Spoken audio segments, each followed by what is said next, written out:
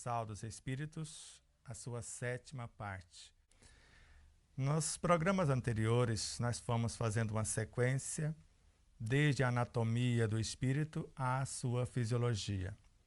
Mas conforme os professores de biologia que nos passam informações, cada um tem a sua compreensão e acabamos, às vezes, pecando nas informações.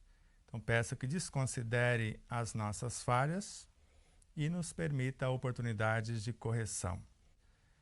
Como nós falamos que o espírito é a síntese de todas as nossas vivências, o reino de Deus em nós, no espírito, é o que chamamos de o superconsciente. O inconsciente, o oceano das possibilidades já vivenciadas, mas carecendo de aprimoramento. O consciente, o nosso campo de atuação.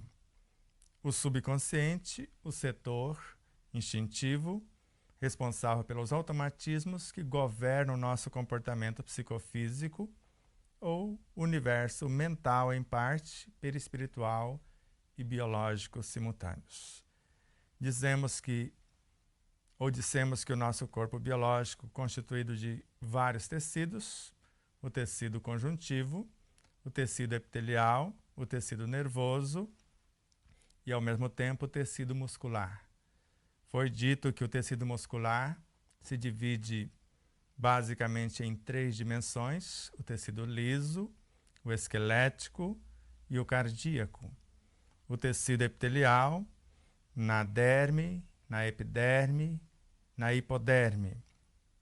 O tecido conjuntivo, no que nós chamamos de o propriamente dito, o adiposo, o cartilaginoso, o ósseo e o sanguíneo.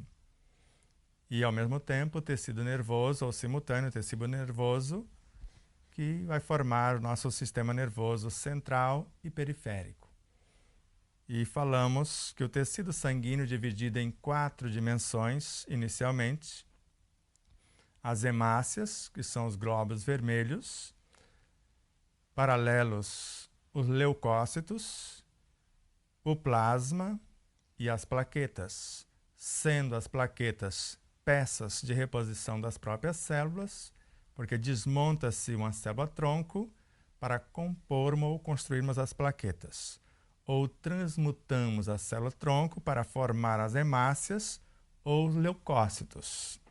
Já o plasma, basicamente 2 universos, água e, ao mesmo tempo, minérios, como proteínas, sais minerais, gás carbônico e outros elementos correlatos.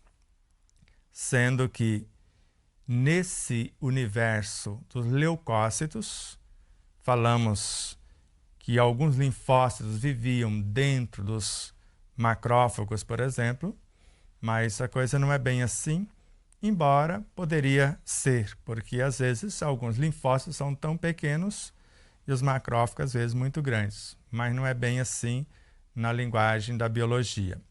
Então, leucócitos envolve todos os glóbulos brancos do nosso sistema de defesa, que nós dividimos em 2 grandes famílias ou 2 grupos, mais especificamente os agranulócitos e os granulócitos.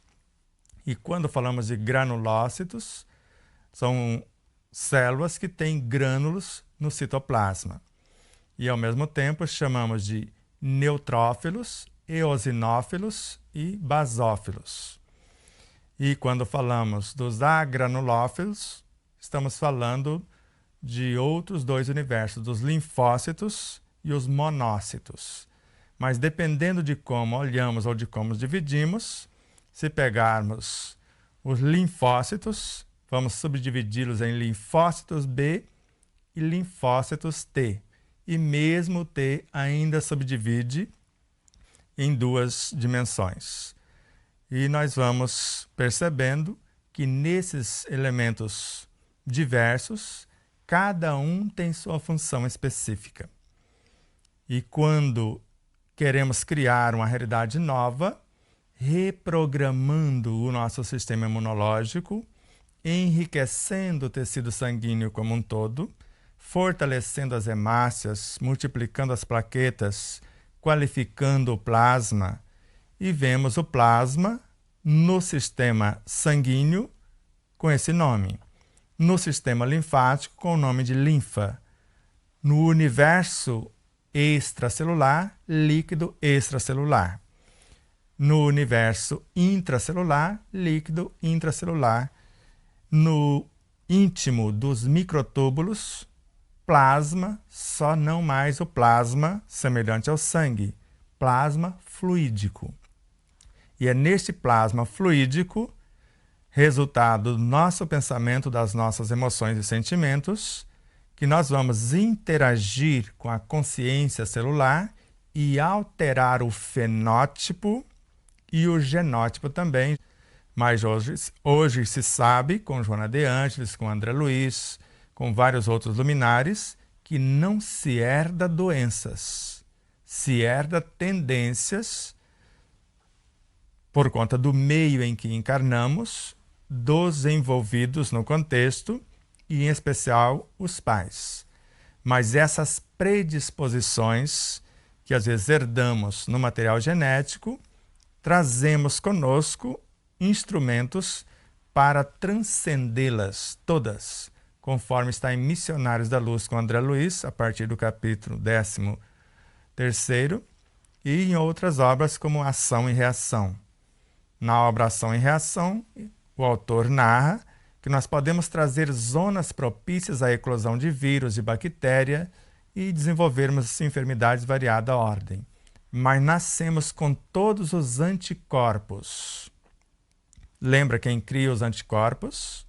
Os linfócitos D, que nascem na medula óssea, amadurecem na medula, mas quando são ativados pela presença dos linfócitos T auxiliares, que dá uma guarnição para que isso ocorra, eles se transformam em plasmócitos e são responsáveis por criar os anticorpos.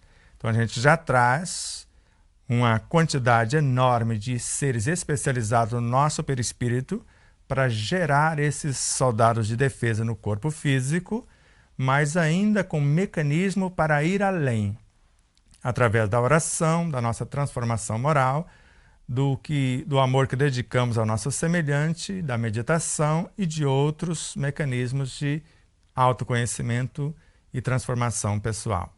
Então, se eu quero fazer um processo de desintegração da célula infectada, eu vou me valer do que nós chamamos de linfócito T, que é o responsável por matar a célula infectada. E, ao mesmo tempo, esse linfócito T, que nós chamamos, às vezes, de serial killer, não assuste não, é só uma linguagem boba aqui, né, dos leigos mesmo. E ele não sabe fazer a limpeza. Para isso, nós precisamos pegar os monócitos, transformá-los em macrófagos, e agora o macrófago sabe fazer a limpeza dessas células que foram mortas e, ao mesmo tempo, dos neutrófilos, que adquiriram a habilidade de exterminar bactérias, mas também não sabe fazer a limpeza. Então agora nós sabemos que os neutrófilos têm a função de eliminar as bactérias, o linfócito T, que ao mesmo tempo chamamos de CD8+, esse elemento, quando é ativado, porque ele nasce na medula óssea, mas amadurece na glândula timo. Quando ativado, é que ele vai transformar nesse elemento para esta função. Então, todas as células do corpo físico podem ser mudado o seu comportamento através da nossa mudança moral e, dependendo da nossa programação, não só o fenótipo, que é o comportamento, mas principalmente o genótipo. Nós podemos mudar toda a programação de gerenciamento, criação, especialização do nosso universo perispiritual e físico também.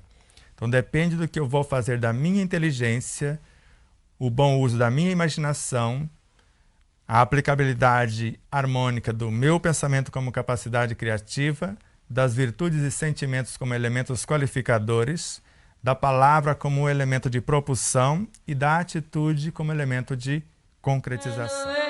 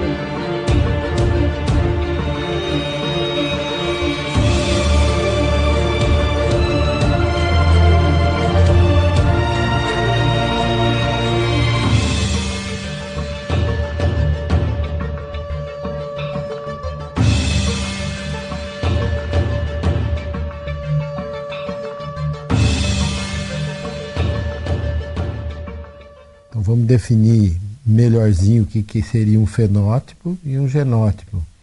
E esse leucócito T, que me impressionou um pouquinho, né? Porque ele é criado lá e amadurece naquela glândula pequenininha que fica ali ao lado do coração. Se eu estiver errado, você me corrige.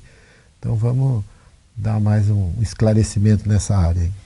Quando falamos de fenótipo, é o comportamento dessa herança genética. Então, o comportamento do DNA, quando falamos de fenótipo. Agora, quando falamos de genótipo, é a consciência, a programação desse DNA. Alguns cientistas já admitem a mudança do genótipo e do fenótipo. Outros, e são a maioria, admitem a reprogramação, a mudança do fenótipo, mas não admitem a programação do genótipo. Mas espíritos que viajaram por milênios estudando a temática, como Joana de Ângeles na obra Dias Gloriosos, então ela mostra a possibilidade de mudarmos o fenótipo e o genótipo também. Então eu posso mudar todo o cronograma organizacional de minhas células a partir da minha mudança moral.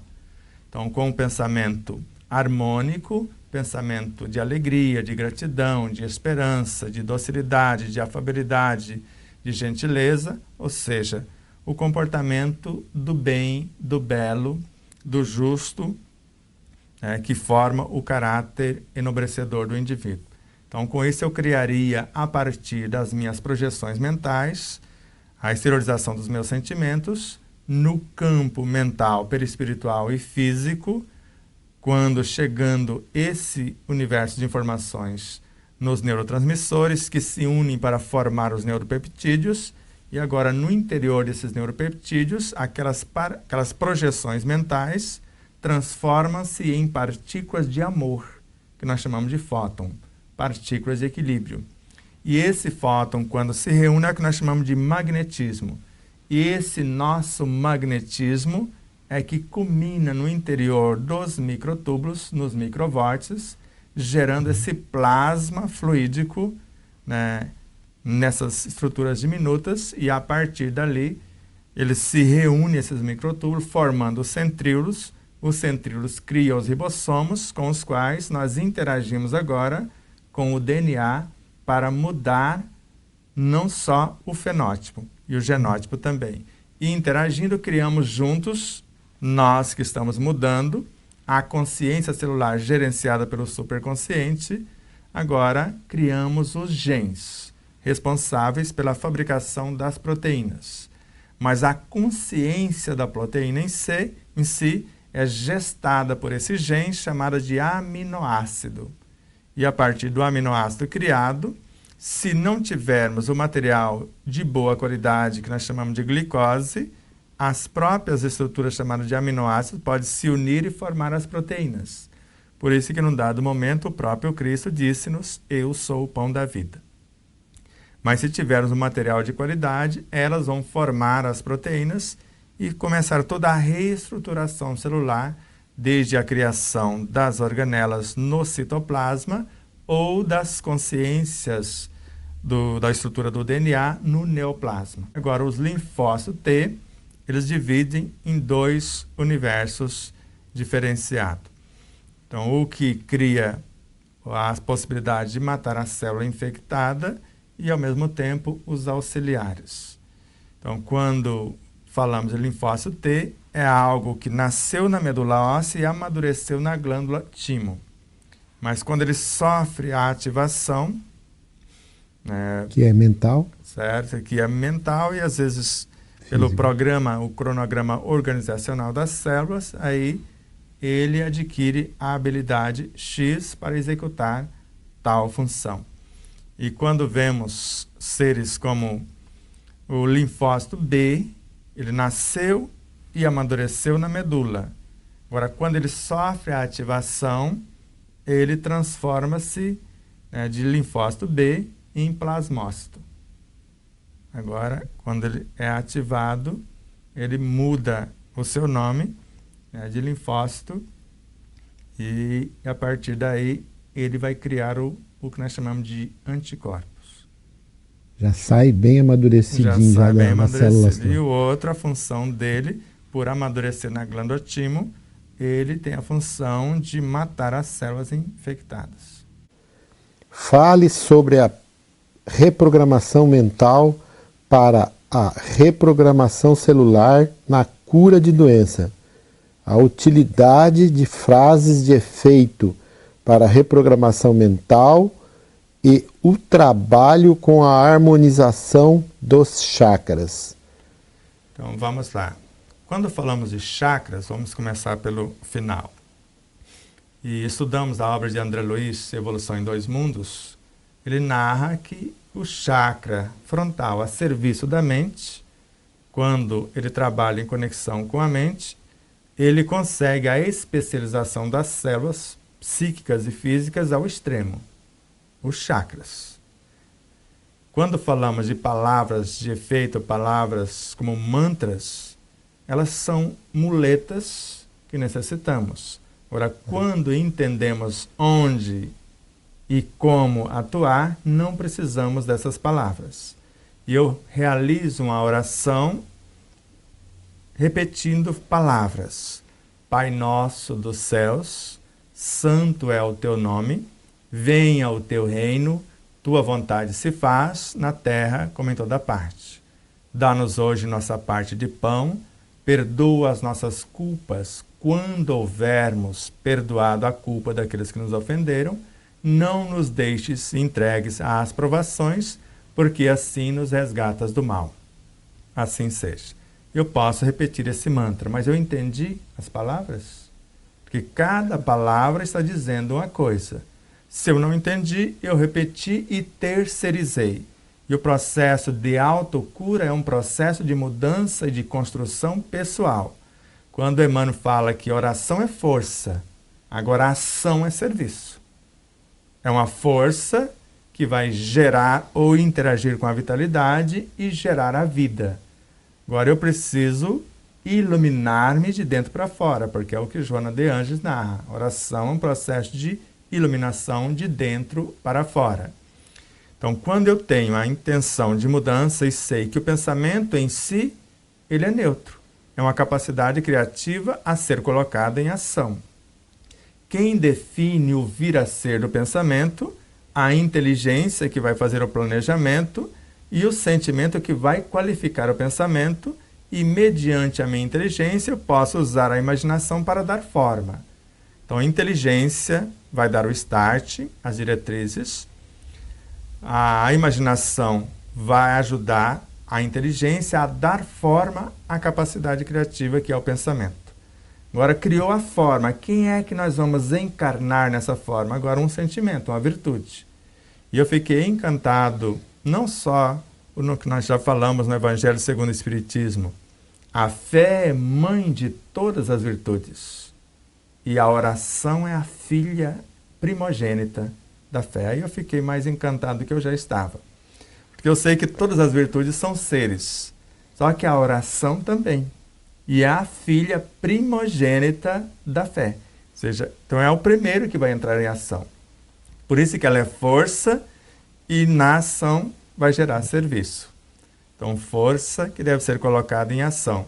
Agora, quando eu coloco a oração a serviço da mente, a serviço da consciência, ela é que vai mobilizar a ternura, a compaixão, a alegria, a esperança para encarnar nesta forma pensamento. Agora, intencionando mudar o genótipo ou fenótipo no meu cronograma organizacional das células físicas, cessando a causa do tormento perturbador que possa estar vindo do inconsciente, traumas, conflitos, dúvidas, desenganos, fobias e tantos outros. Se eu começo um processo de transformação enobrecedora no consciente, intencionando iluminar e ressignificar o inconsciente, repaginar, reordenar o subconsciente e, ao mesmo tempo, intencionando expandir o meu superconsciente, então tudo em mim será mudado. Agora, se eu terceirizo a própria oração para outrem orar por mim, já não é autocura. Agora, eu estou terceirizando para fazer por mim. Então, aplique-me um passe. Terceirizei a bioenergia, que é fonte inesgotável e inestancável na consciência, na mente, que é uma emanação da consciência, no perispírito, que é uma exteriorização da mente, no corpo físico, que é uma materialização do perispírito. 4 universos nos quais os recursos são inesgotáveis. E os 4 estão imersos no oceano do fluido universal. Então tem tudo à minha disposição. Agora, quando eu terceirizo, quem ora é que recebe os benefícios. Joana de Ângeles. Agora, quem recebe a oração recebe apenas forças e estímulos. Então, se é autocura, eu preciso mudar a causa para que desapareça o efeito. Se a causa é o excesso de alimento, se a causa é o alimento mesmo de boa qualidade de forma indevida. Então não adianta comer quantidade. Não é isso que promove o processo da autocura. É qualificação, presença na hora da alimentação, saber o que está fazendo e o que eu vou fazer dos recursos após alimentar. Porque eu vou usá-los para pensar, para sentir, para falar e para agir. Se eu tenho uma belíssima refeição onde os elementos que vão transformar-se em glicose de alto nível, e na hora de usar esse energismo para reprogramar o fenótipo e o genótipo, agora eu já estou falando da vida alheia. Eu já estou prejulgando o que não devia. Então são todos deformados, porque André Luiz mostra isso em Missionários da Luz, quando a pessoa que deseja conceber filhos e não tem a mente em harmonia, ele mata os espermas no ser masculino. E deforma, e ao mesmo tempo, o ser feminino, idem. Pode matar e pode deformar. O filho pode nascer com falhas que não precisaria tê-las, sendo responsáveis os pais, ou não nascer, porque não tem possibilidades nenhuma desse nascimento. Ou nascer um corpo de forma magnífica, sem falha alguma, cujo espírito que vai encarnar tem muitas falhas e pode estragar o corpo. Mas aí já não é o problema dos pais que construiu o melhor equipamento. Agora, se o fulano estragou o equipamento, agora é responsabilidade dele reconstruí-lo, que é o problema da maioria de todos nós nesse processo de autocura. E entender que alimento não é só o que se come. No momento da refeição, ou uma boa música, ou um completo silêncio, onde a interação entre nós e o alimento é que vai estar em primeiro plano.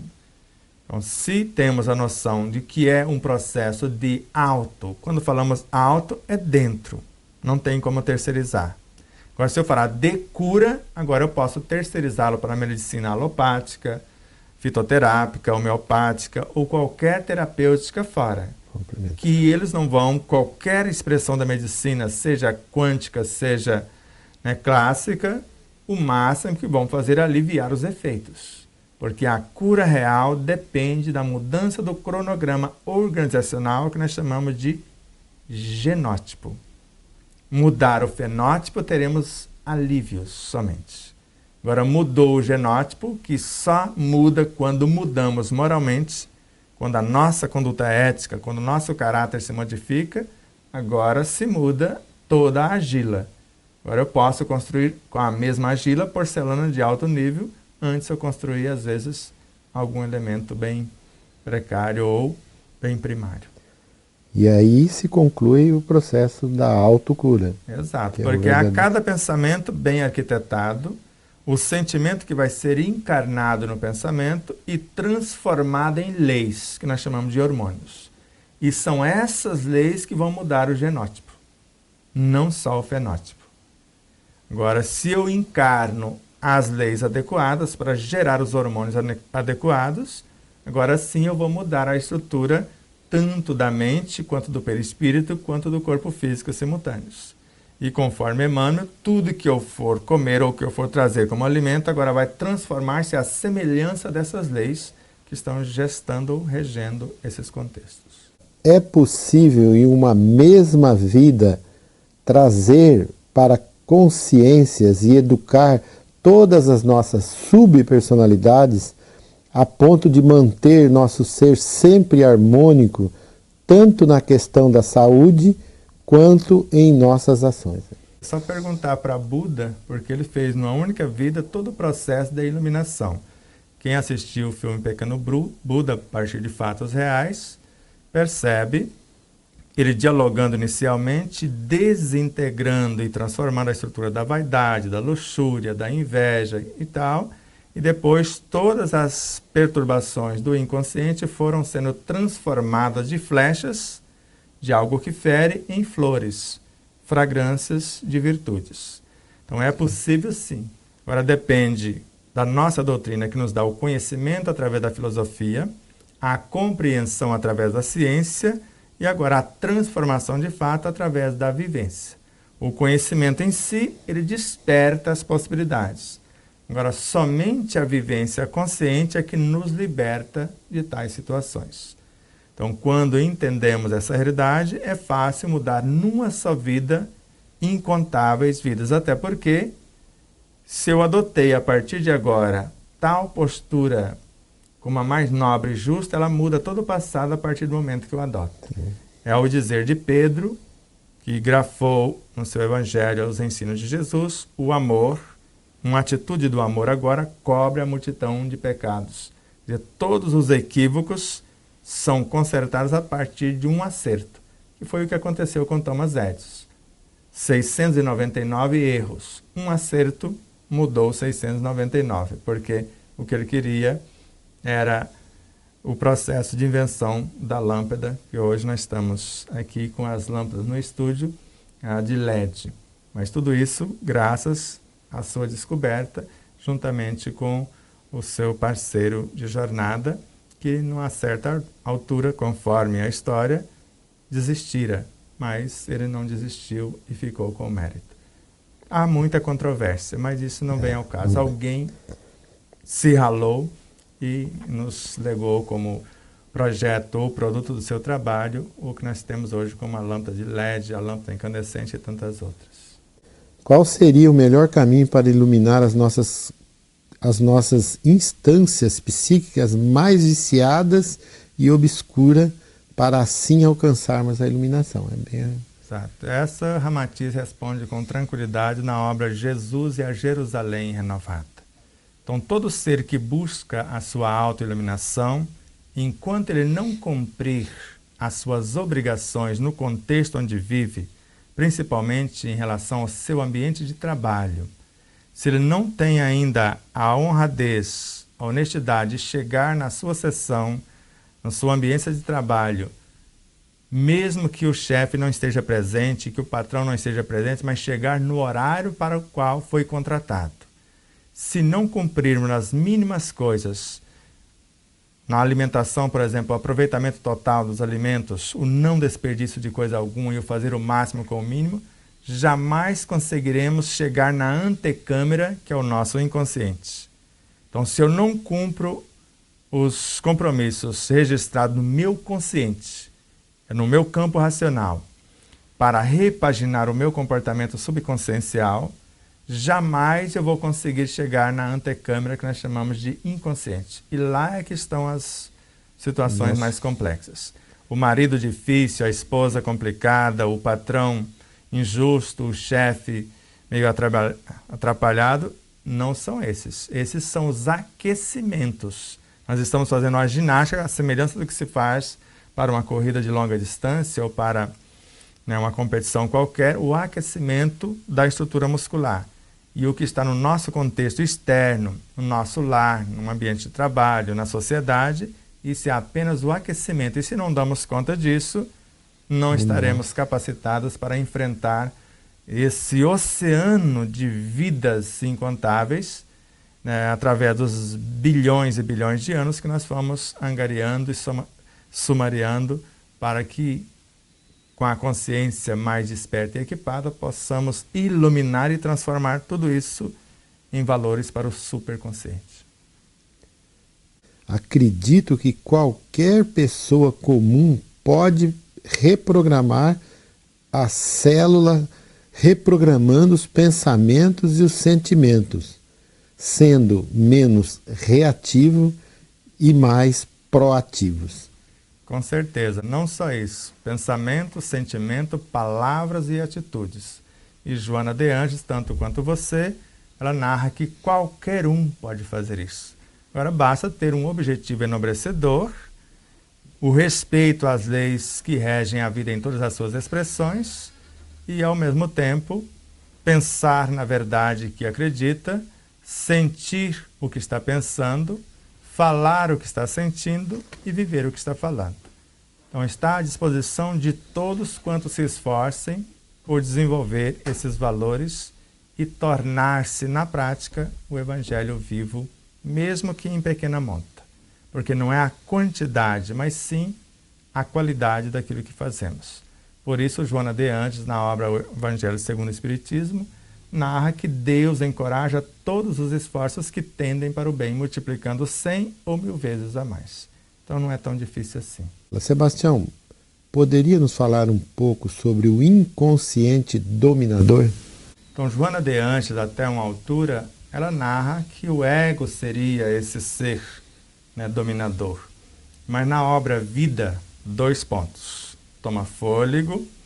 Agora, o que é a vida? Desafios e soluções. E nesta obra ela vem dizer que esse inconsciente é que é o dominador. Então, se a alma, que é o centro do ser individual, ou o centro da consciência individual, que é a personalidade atuante, que em parte é composta pela mente, pelo subconsciente, pelo universo perispiritual e, ao mesmo tempo, o corpo biológico.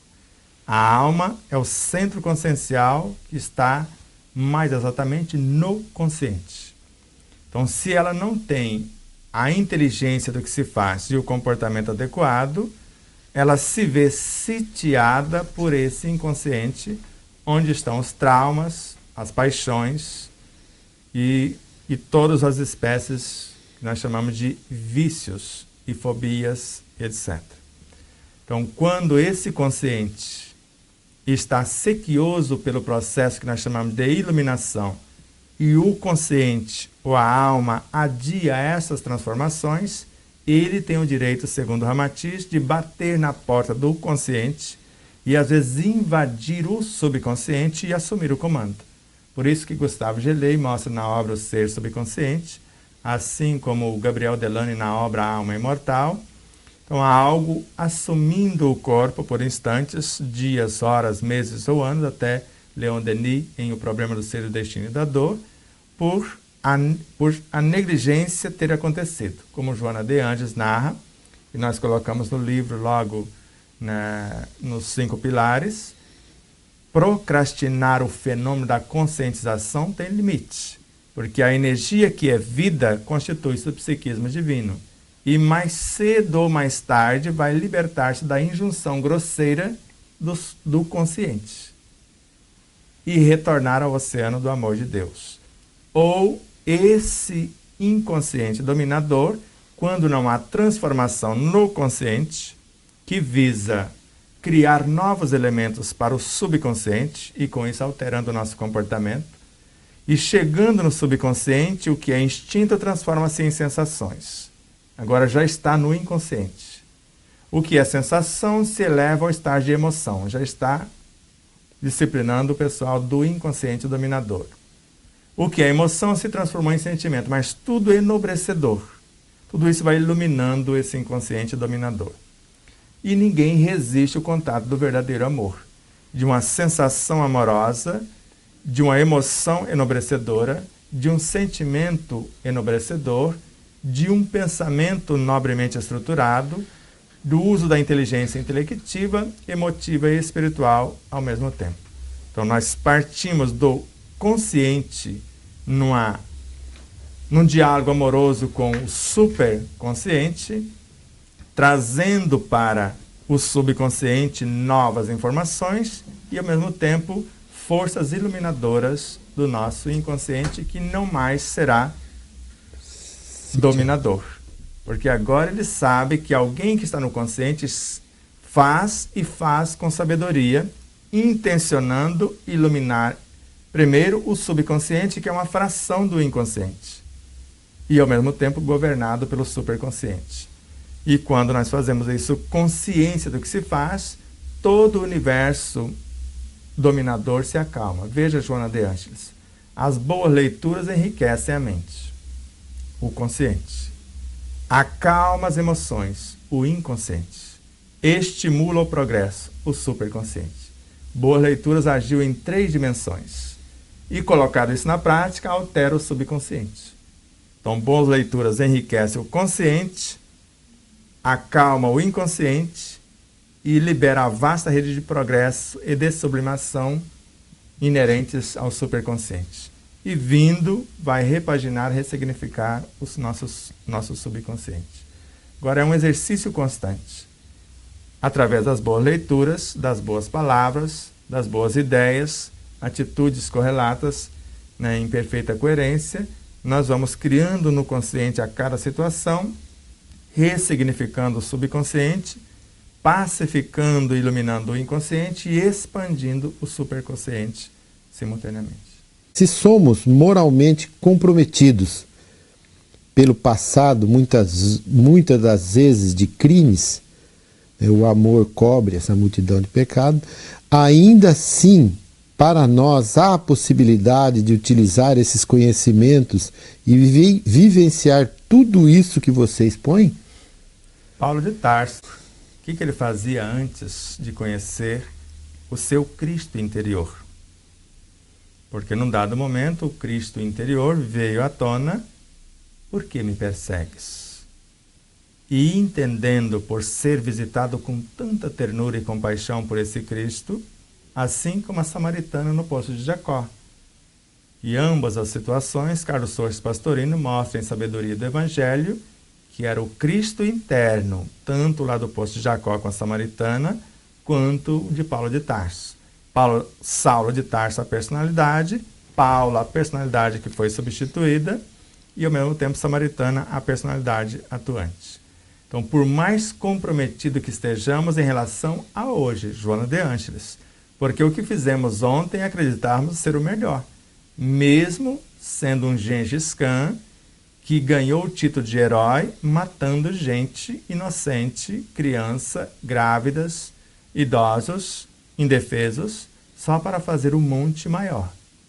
Quem fizesse o monte maior de pessoas mortas era o maior guerreiro, era o herói daquela época. Então, quando somos um serial killer, acreditamos naquilo que estamos fazendo. Hoje acreditamos de forma diferente, não mais o Saulo, mas agora o Paulo, e só pergunta: o que queres que eu te faça? Ou o que queres que eu faça? Então todos nós podemos, a partir de um passado perturbador, criminoso, de traficante, seja lá o que for, a partir de uma tomada de consciência e o desejo de mudança, o superconsciente, o Cristo em nós, vem para o consciente e começa a iluminar-nos em cada pensamento, e cada atitude amorosa a partir de agora vai cobrindo a multidão de equívocos, vai ressignificando esse universo perturbador em nosso inconsciente. E até certo ponto, até em nosso subconsciente, porque governava automaticamente o nosso subconsciente através dessa perversidade às vezes também. Então, tomou consciência, refez a programação, cada atitude vai mudando esta multidão de informações do nosso passado recente ou remoto. Eu costumo dar um exemplo bastante simples, até bobo, mas não é tão bobo e nem tão simples.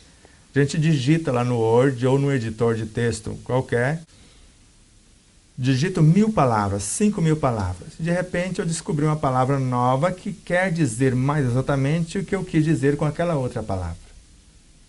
E aí eu coloco lá, localizar tal palavra. Substituir por.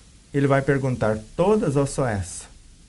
E se eu falar todas, todo o meu passado é ressignificado com uma única ação. Por isso que o amor cobre a multidão de pecado. Então não é tão difícil. Sempre há tempo de mudança. Só para te dar outro exemplo. Francisco de Assis era beberrão, era prostituto, arruaceiro, foi até para a guerra. Mas quando tomou contato com seu Cristo interno, despertou e a partir daí foi o que foi, conforme a história registrou.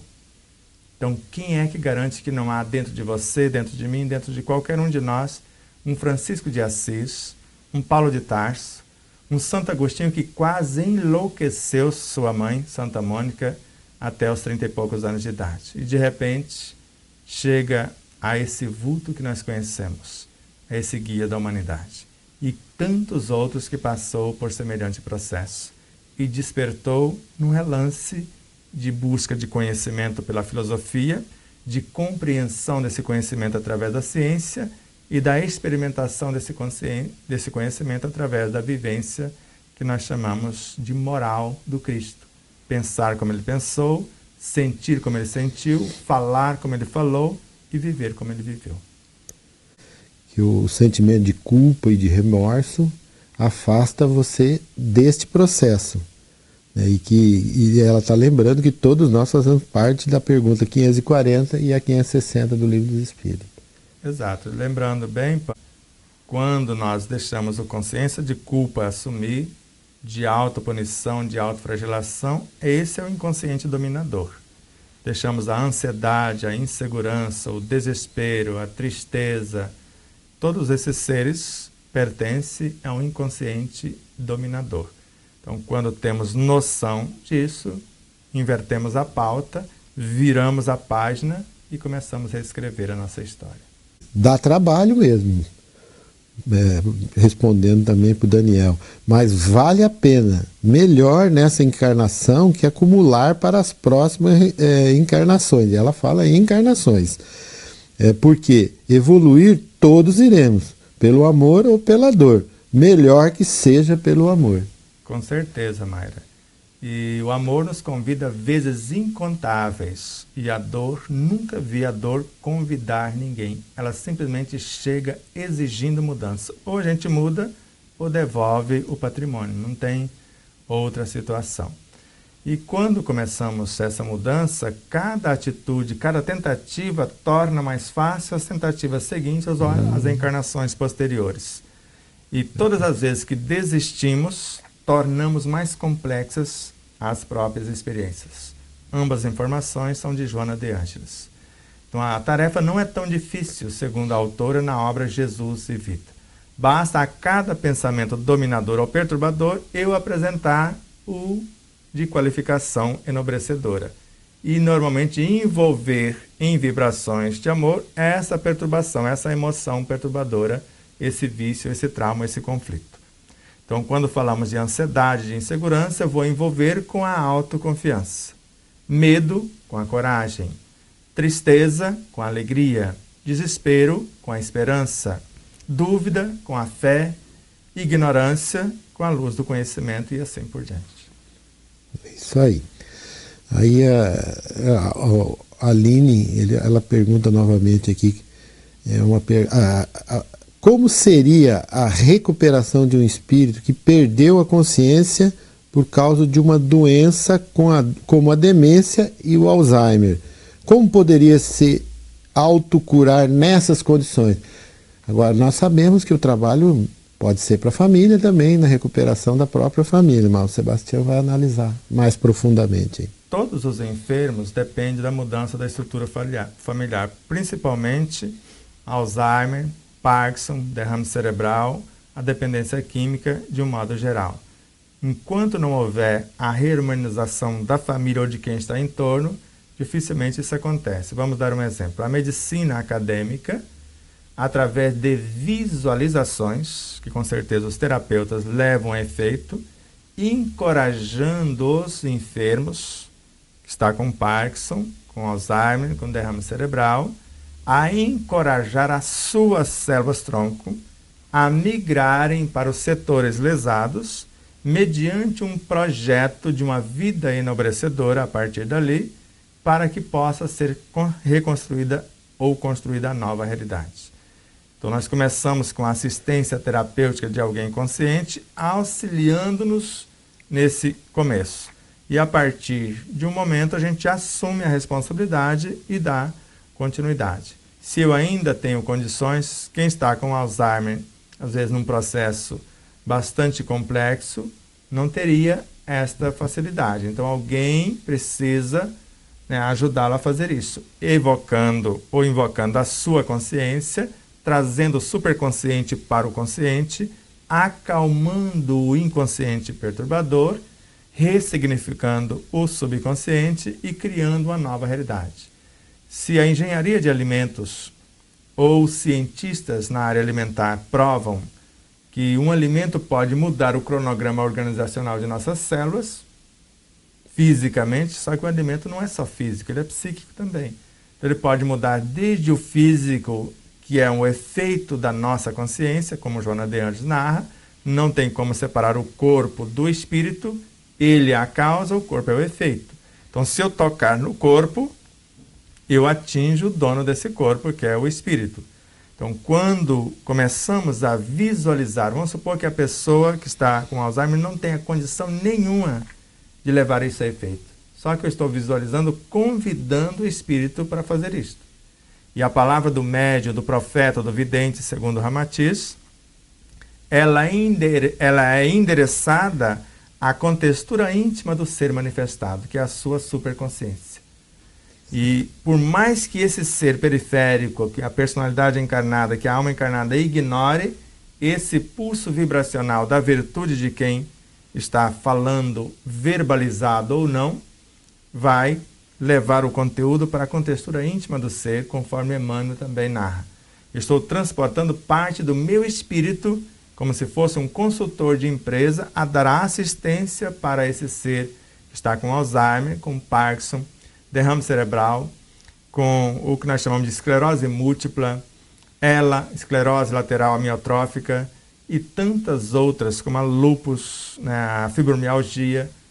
Ou seja, não existe impossibilidade, mas sim possibilidades de uma vida mais pacífica, serena, saudável e feliz para qualquer ser, onde quer que se encontre. É isso aí. O processo é delicado, mas é importante. E basta o disparo da vontade para que nós possamos continuar. E o Luciano aqui, ele pergunta assim, quando a mente trava e não se consegue realizar um simples trabalho, ele deve estar falando do trabalho físico, e o inconsciente atrapalhando, quer dizer, pelo que ele pergunta aqui, é o sitiamento pelo próprio inconsciente dessa alma, né? Não podemos desconsiderar, Luciano, o inconsciente coletivo também. E talvez o que você quer fazer bate de frente, vai de encontro e dá uma topada no contexto, nas forças arquetípicas do contexto onde você vive. Vai começar pela estrutura familiar. que é o caso do autismo, por exemplo. Conhecemos no Rio de Janeiro um médico conceituado que tinha autismo no mais alto grau. Diante de uma proposta, encorajamentos, hoje, médico renomado. Então, qualquer situação pode ser vencida dependendo de quem está envolvido no contexto. Então, quando a mente está perturbada nesse sentido, no mínimo eu posso desejar. E o desejo é a alavanca que move os sentimentos. Então, desejos, mesmo estando na periferia, é uma alavanca que move os sentimentos. Se os sentimentos são enobrecedores, que eu estou desejando, eu estou me comunicando com o meu superconsciente, apesar da mente estar perturbada, atrofiada, travada. E a partir da respiração compassada, eu começo a pacificar o meu corpo, pacificar o meu emocional, a minha própria mente, e ela vai destravando. Então, o desejo sincero, uma oração, como se fosse sem palavras, sem arquiteturas, né, de palavras no campo mental que está travado. Então, quando eu começo a criar nesse desejo sincero a harmonia, a serenidade, a mansuetude, ou a saúde, a paz, o equilíbrio, eu vou abrindo espaços nesse universo mental para que os sentimentos possam permeá-lo e começando o que nós chamamos de descongestionamento dessa energia, porque há uma congestão de energia. E eu começo então a repaginar isso, descongestionar. Então, um raio de luz no oceano mental já provoca uma enorme transformação, porque esta oração, mesmo partindo do campo dos desejos, tem um poder descomunal, porque é força, vibração, poder, energia, força em ação. É isso aí. As perguntas deram uma cessada aqui, mas nós poderíamos mexer novamente, Sebastião, nesses estímulos que os próprios remédios trazem. A gente não pode pensar que um remédio ele vai ser o curador daquela doença. Que na sexta-feira nós conversamos sobre aquela medicação e como fica nessa situação alguém que usa, vamos citar os psicotrópicos, como fica ele nesse trabalho do processo de autocura e a família que faz parte desse processo aí. Você está querendo me colocar na fogueira e está querendo falar exatamente pelo canabidiol. Virou agora o modismo da vez. Tudo bem. E eu tenho vários conflitos não solucionados no meu inconsciente que estão batendo a minha porta e pedindo transformação moral da minha pessoa e da minha família. E eu não quero enfrentar as situações, nem família e nem a pessoa, e quero me ver livre dessas manifestações. Então eu pego um dos mais potentes psicotrópicos que eu conheço até agora, chamado canabidiol, e vou criar uma barreira para isolar o meu inconsciente perturbador do meu consciente e do meu subconsciente. Tudo bem, vou ficar bonzinho, aparentemente vai ficar tudo tranquilo. Só que parei o processo que está pedindo mudança, às vezes há milênios, e agora mais uma vez. Então, todos os psicotrópicos criam uma barreira dividindo o meu consciente do meu inconsciente e, ao mesmo tempo, do subconsciente. Então, subconsciente e consciente fica para cá, inconsciente fica para lá, só que o superconsciente fica também. Agora, eu vou ser governado pelo exterior, pelos que o contexto vai me propiciar. Eu perco o acesso à minha consciência profunda no processo de autoiluminação e perco o acesso porque eu vou parar de receber os pedidos de mudança do meu inconsciente. Então a coisa vai ficar muito calma por aqui quando se faz, quando a dor está dilacerante, eu tomo um analgésico. Quer dizer, eu mascarei, eu entorpeci os neurônios sensitivos, eles não vão enviar mais as mensagens aos neurônios de associação, que vão interpretar essas mensagens. Os neurônios motores não vão funcionar porque não tem informação do que fazer. E quando cessar o efeito do analgésico, vai começar a doer de novo. Vou só te dar um exemplo. Eu tive uma lesão. Houve, certo? Um dilaceramento dos meus músculos. Então, houve uma lesão. Então, estava juntinho, bonitinho, agora ficou assim. Aí eu tomo lá o anti-inflamatório, o analgésico, cessa a dor. Só que eu não sei que às vezes os músculos já estão mais um pouquinho sem dor, rompe totalmente a estrutura muscular. Então é melhor a dor e eu ter consciência do que faço. Eu vou colocar o gelo porque é um anti-inflamatório natural, mas o repouso da estrutura muscular, até que haja a cicatrização dos tecidos, a recuperação. Eu posso colocar, dependendo da situação, algo quente que funciona como um analgésico. Só que vai cessar a dor. Mas se eu não fizer o repouso, vai haver uma lesão nesses tecidos. Então, qualquer medicação tem efeito apenas paliativo. Quer sejam os psicotrópicos, que vai criar essa tela de isolamento, quer sejam outros elementos que causam os estímulos, como o caso das vitaminas industrializadas, que vão trazer forças e estímulos para fazer isso ou fazer aquilo, mas o ideal é trazermos os elementos naturais. Se eu quero vitamina D, tome sol. Existe algo mais potente do que 20 minutos de sol das 10 às 2 da tarde? Não existe. Não existe vitamina mais potente do que o processo da energia solar. Ao mesmo tempo, posso trazer outra coisa. Eu quero a vitamina A. O mais rico em vitamina A é a cenoura de boa qualidade. E assim outros elementos. Agora eu preciso ter consciência do que faço. Porque não adianta comer cenoura se eu vou destruir os elementos dela com o mau uso dos próprios olhos, do próprio sistema visual. Então, quando eu tenho consciência, eu posso até trazer o canabidiol inicialmente.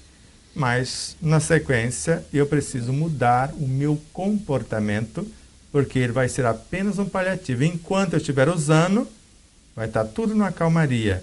Parou de usar, parou do efeito, as convulsões, os ataques epilépticos, os perturbadores do próprio universo, ou chamados obsessores, vão continuar a imperar.